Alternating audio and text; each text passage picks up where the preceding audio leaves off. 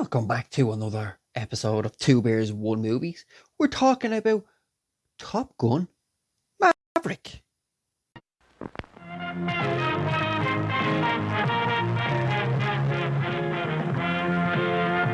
So, Joseph Kosinski is back with Top Gun Maverick. 30 years after the original. It's starring Tom Cruise, Maverick, obviously. Jennifer Connelly.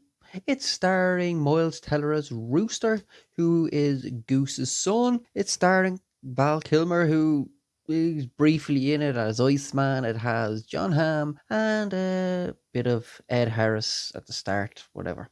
Now, I must say, I was not a huge fan of the original. Not saying I didn't think it was bad. I thought it was pretty decent and entertaining. I just thought it was very cheesy. Quentin Tarantino's analogy on the whole original script of Top Gun, him being a closet gay person, homosexual, is quite interesting. And that, I can't remember the girl's name from the original movie. What's her name? Anyway, she's in that song, that scene with the "Take My Breath Away." You know who I'm talking about. That she knows that he may be in the closet, and she dresses up as a man. It's all just innuendos and metaphors. Really interesting. Check it out, actually. It should be on YouTube somewhere.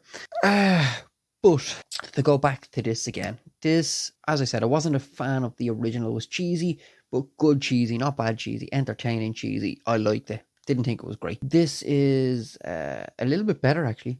I enjoyed this more than the original, but I don't think it's as good as a lot of people are claiming to be. I've seen people on IMDb giving it 8s, 9s, 10 out of 10. I've seen people on Letterboxes giving it 4.5 stars, even some 5 stars.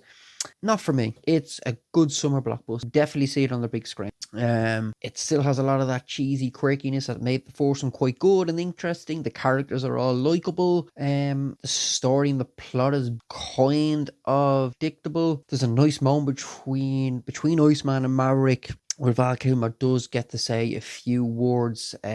We all know about his condition in his throat, and he does get to have a few words here, but mostly speaks through text or type. So Rooster is on the team that Maverick is training. He obviously has a real disgruntled over what happened to his father, Goose, dying in the first movie. There is a romantic relationship then between Jennifer Connelly and Tom Cruise, obviously, because it's a Tom Cruise movie. It's romance and running and his own stunts. That's Tom Cruise for you, and he roars a lot. The reason why I think a lot of people are praising it more than it actually is, so I'm more in the 3.5 stars out of 5 or 7 out of 10, whatever way you want to call it. I think people are giving it a lot of praise because they're probably just sick and tired of they've got so much of the Netflix movie content or superhero movies. I think those two type of things are just being thrown at audiences so much that when they get a good film, which this is, I think it just elevates it in their mind as something different, something new.